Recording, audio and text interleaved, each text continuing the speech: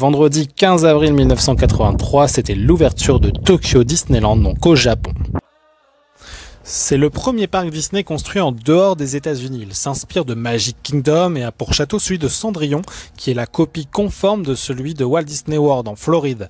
Un élément particulier, c'est l'absence d'un train qui ceinture le parc. Celui-ci ne fait le tour que d'Adventureland et de Westernland. Le parc à thème a 29 attractions, dont 3 montagnes russes et 6 attractions aquatiques.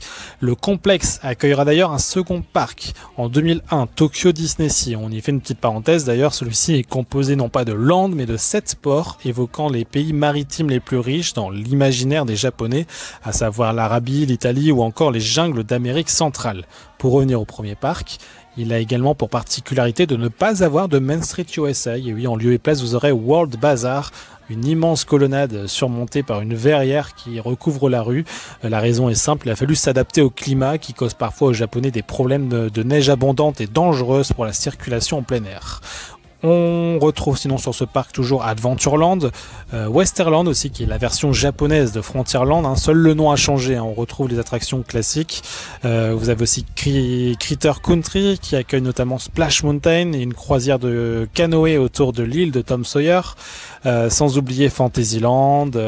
Vous aurez aussi Toontown à l'identique de celui de Disneyland en Californie, et Tomorrowland qui est surtout inspiré de celui de Magic Kingdom, donc à Disney World en Floride également.